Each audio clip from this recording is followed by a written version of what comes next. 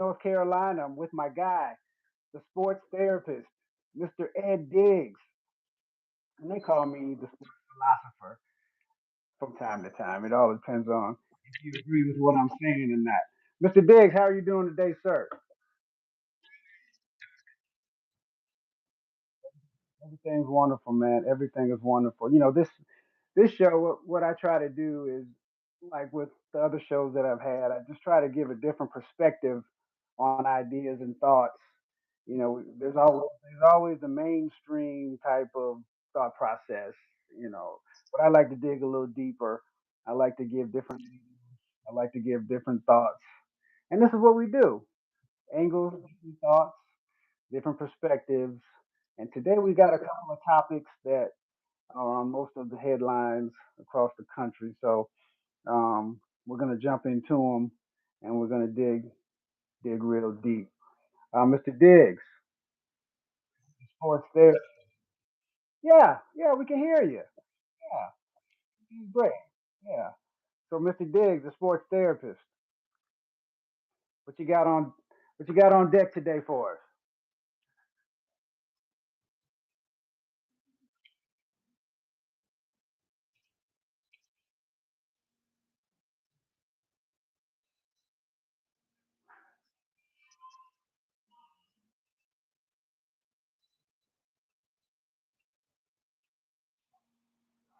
Well, it's on you, brother. You're on deck. Let's rock and roll.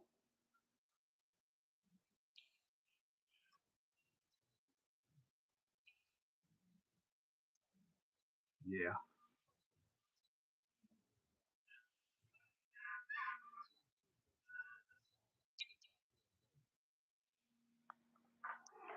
Well, I guess the question is who is they, right? Who when we say what are they expecting? I'm starting to really think about this, and I'm wondering who is they because if we really think about it, nobody on TV is predicting them to win the Big 12. Nobody on TV is predicting them to win more than 6 games. Vegas doesn't have them winning more than 6 games. When you go on message boards all over the world, Colorado, Deion, they get a tremendous amount of hate. Nobody thinks they're any good on the boards.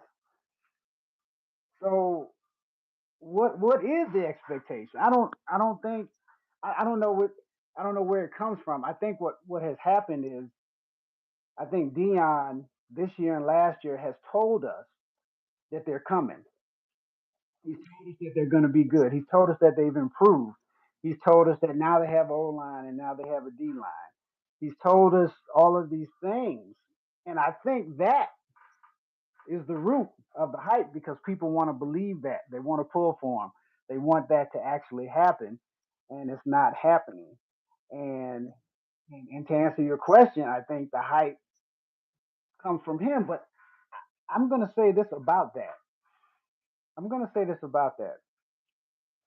I have no problem with him speaking things into existence because I think that's what he does.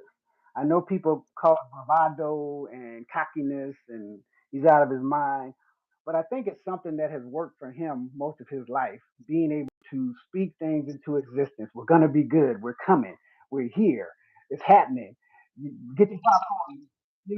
And I really think that's where that comes from. But what happens is when you do that and things do not go according to plan, there's a chance that you're going to get some backlash. And then you're going to have conversations like this.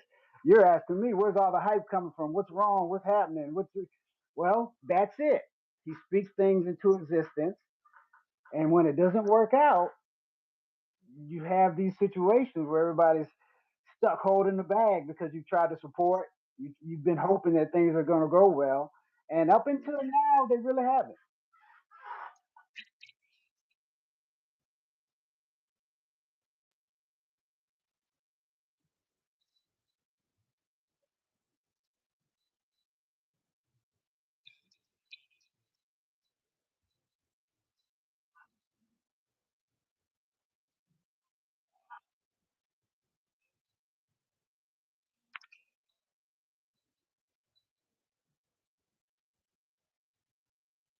Well, and that's our fault for not understanding that. You see, that's not his fault, and that's what we got.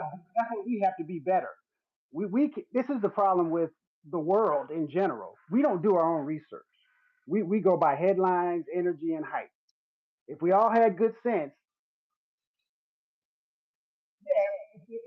if we all had good sense, we would know that hey, the best players aren't the greatest coaches all the time. You know, we've seen Magic Johnson roam the sidelines and throwing clipboards and mad because people can't play like him. You know what I'm saying? We've seen it, right? So we've got to do a better job of that. We're lazy as spectators and supporters and fans. We get the headline and oh Deion, you know, he's the coach. But in our mind, we've got to know that hey, that transition is not always going to be easy. We can't get caught up in he was a great player, so he.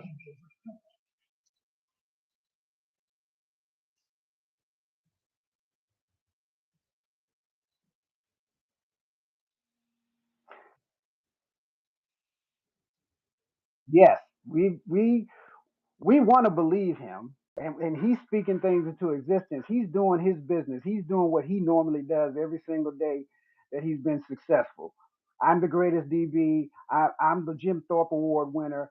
Just go back through, just go back over his time, and he speaks things into existence. You know what I'm saying? That's how he gets down. You know, and and we believe it. You know, because you know he's been fairly successful for the most part doing what he does. But we've got to be better. You know, we can't be lazy and be like, hey, we can support and love it and hope it happens, but we can't get our expectations up and going overboard and thinking he's going to win it all, knowing good and darn well if you have 30 transfers coming and going, continuity, chemistry, and things of that nature just aren't going to be there. Especially, especially when you have no preseason games. You don't practice. Your first game with all those new players are against Division 1 schools, Nebraska, X, so on and so forth. And that's for every team. We'll talk more about the portal in a second, but that's for every team in the country. Teams that are flipping and flopping rosters. Your first game. Let's take Florida State, not to get off topic. Their first game after changing their roster was against an ACC foe in Georgia Tech. My recommendation is if you're going to flip flop your roster like that yearly, you probably want to open up against somebody that you kind of feel confident that you can defeat because that's more, you need a scrimmage. You need some reps. You need that group to play together at least once or twice in a real game before you stick them out against Texas or somebody, right? But anyway, that's Dion. That's those are my thoughts around that.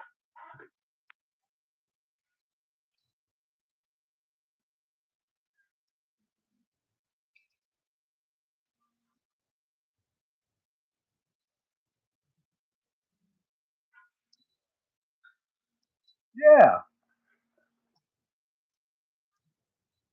Yeah, all the fellas. Yeah.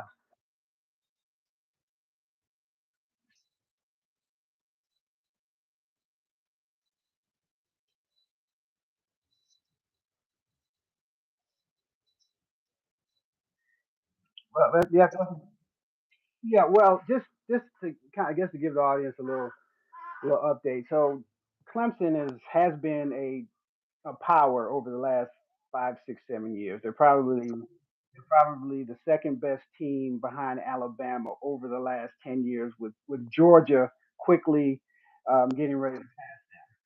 So so yeah, but over the last 10 years, Clemson has won titles, lost a title, and it's probably been over the last 6 or 7 years, somewhere in there. Michigan won one. They've been barely just recently started beating Ohio State, so they're still below Clemson over the last 6, 7, 8 years. Georgia's coming; they're getting ready to pass Clemson, and that's where they are, right? So Clemson, the expectation there, based on winning, has been we can do this every year now. We can do this every year. But there are a couple things that have happened over the last couple of years where Clemson has fallen off just a little bit. They're not sorry. They're not bad. They still go to bowl games. They've been to the ACC championship game. I mean, they're still there. I mean, they're still there. They're just not where they have been when they had Trevor Lawrence and Deshaun Watson. And the fan base and now the world is like, hey, Dabble, what's going on? And in my opinion, and I can't say this is right, just work with me here. Over the last 10 years, there's been talk that the talent level at Clemson has fallen off. And there could be a number of reasons why that is. There could be the fact that the transfer portal has come and just kind of created some chaos to now where you have to pay players with NIL to come play for you, and you know that's another way of thinking now. You know, if you've got to pay players, like legitimately, legally pay players to come play for you, that's a paradigm shift. You're the therapist. You know what I'm talking about. That's a paradigm shift. That's a different way of thinking. Now you're in bidding wars with other schools for players. Like you used to getting the best 5 stars. You offer them 300K, and Ole Miss offers them 350, and UGA offers them 400,000. Now you've got to go back to your board or your GM, and you have to say, hey, can we get 450 for this kid? You know that kind of. Hey, that's new. That's a new way of thinking. That's a paradigm shift. You know, Dabo's not. He's coaching football. You know, he's a motivator. He's not an accountant or a GM or financial manager or digging it. You know what I mean? That's a whole nother ball game. And the coaches who can adapt well to that kind of lifestyle will have the most success. And so where Dabo is now is you got to think differently. You know, if I want to be in this world, I've got to figure out that I have to negotiate with these players, and that's not really what he's been. He's the kind of guy that I'm going to give you a offer uh, prior to NIL. He waits to give kids an offer until they go make all of their visits because he wants to make sure that you're committed to Clemson, and I can't fault him for that. You know what I'm saying? He wants to make sure you want to come to Clemson before he offers for the majority of his kids. So now you're tossing in this money. It's different. You know, I could say, hey, Dabo, I'm coming to Clemson. Thanks for the NIL. And then Lane Kiffin down at Ole Miss gives that kid something else. Yeah, now that kid is bidding war. You know, pitting those two schools against each other. You gotta like that. You know, you have to as a coach, you have to like that world. If you don't like that world, it's going to be hard to survive. If you're Dabo and you're like, yo, I'm offering you a scholarship, man. I'm offering you 300K, and you're still talking to Ole Miss, and you're coming back to me saying, hey, Ole Miss offered me 400K. Dabo, what can you do? You think Dabo likes that? That's what I'm saying. You gotta like that kind of world. If you're not familiar with that world, if you're not in negotiations, and if you don't have a team that negotiates for you, you're not going to like that world. I know everybody says you have to adapt and you have to adjust. Easier said than done. Easier said than done. But I'm going to let you to get back to your point here. But the issue is, can the portal help Clemson? It can, but it's not something you want to live and die for. You know, if you're having some issues in certain positions, try your best to go out and fill those needs.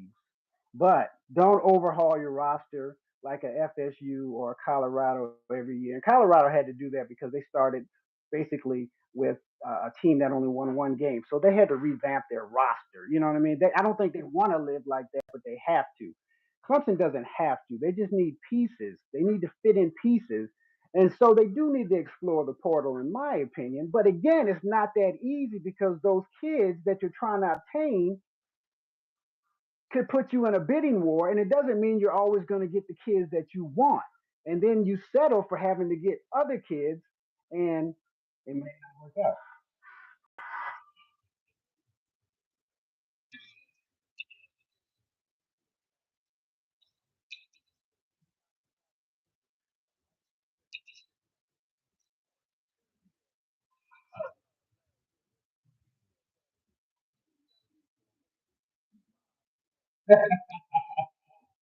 But you're the informal sports therapist. Yeah, I'm not. didn't put the alphabet next to your name. I'm just saying you. No, I understand, brother. I understand. Yeah, I understand. It's the informal course.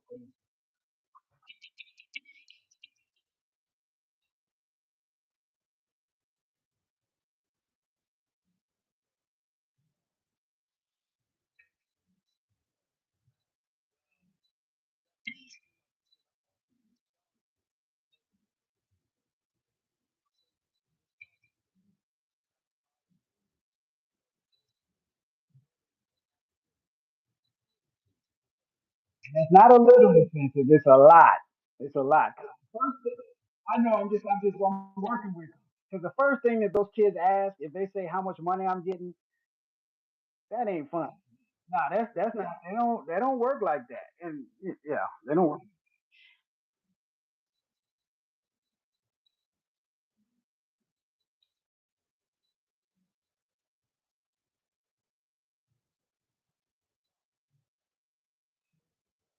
Yeah, you can definitely. It definitely can encourage you to stay an extra year or so, um, as opposed to testing the waters in the pros. Yeah,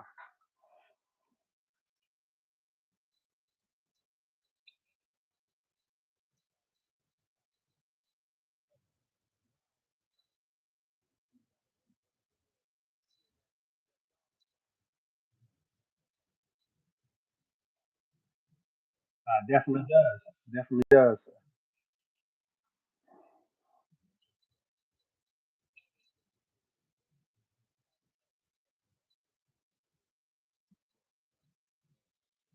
No doubt. Give you some. We're giving people something else to think about that's not on the surface. The masses, we talk in generalization. We see a headline and we automatically think whatever it is the media wants us to automatically think. Sometimes we're responsible. We're adults. We need to dig a little deeper and gain some perspective on what's really happening and make decisions for ourselves and sort of fight the power.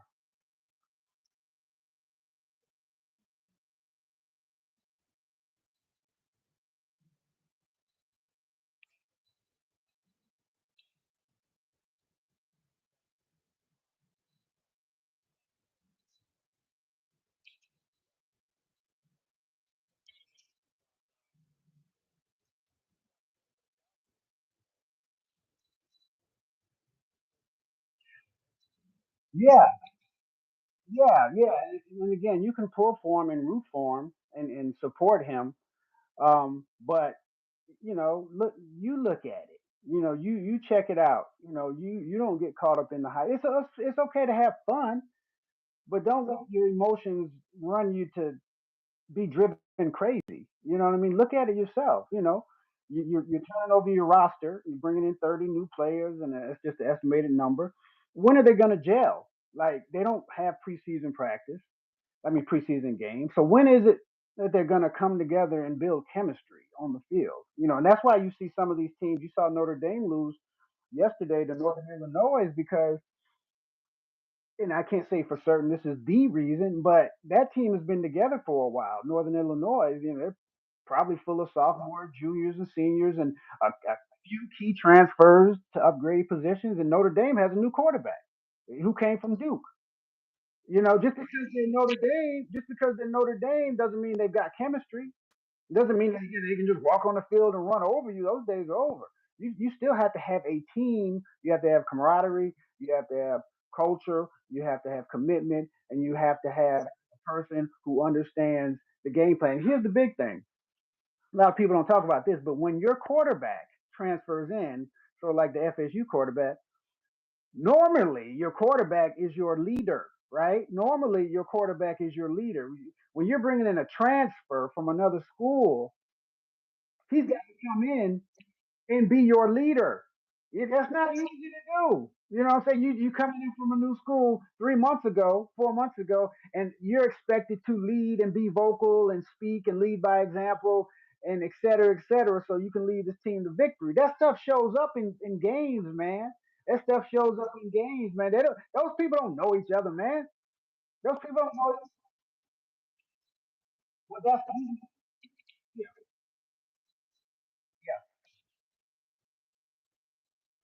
Now, no, right. You're not. You're not. You're not. And again, when at least in the pros with free agency, you have at least 4 or 5 preseason games to at least build a little rapport to get ready for the season. These guys don't have any preseason games. They're expected the first game of the year go out and play Texas A&M and perform at a high level. But yeah, that's still all of that's yeah that none of that's changed. Yeah, portal, no portal, whatever. Yeah, all of that's still the same. But yeah, that's where we are with Clemson. I think they could use pieces here and there to upload their roster or upgrade their roster. I don't think they should do major overhauls, but I do think they have to start figuring out. Or fans need to understand that Dabo and Clemson aren't always going to get the top players like they used to because they're not going to win all of these bidding wars. You have to have a fan base and you have to have monies to be able to get these kids now. So you might not be able to get all the kids that Georgia gets. You might like you used to. You might not be able to get all the kids that Alabama gets like you used to. It just really depends on your funding streams and sources. But I'll leave it at that, and we'll talk about that on another day. I know you got a third topic, and we got about 3 or 4 minutes to knock that out.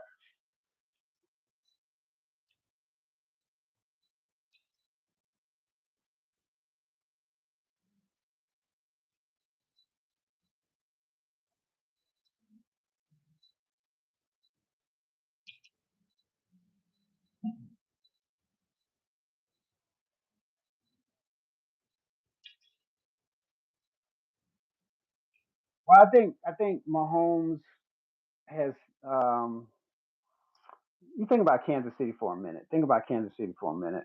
When you think about Mahomes, you think about offense and points and scoring and just lighting up the scoreboard and everybody running around dancing and having a great time. But the reality is, they don't really score a lot.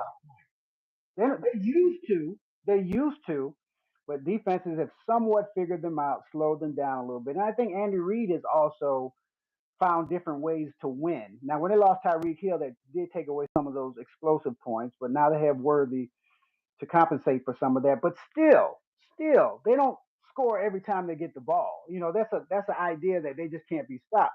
The beauty about Patrick Mahomes is, and Montana had this, and Brady had this, guys like Jordan, they have this ability to step up when needed. They can play a good game, all game. Doesn't have to be spectacular the whole game, but when needed, they step up and play at a higher level. And that's where he is. He's able to step up and play at a higher level when needed.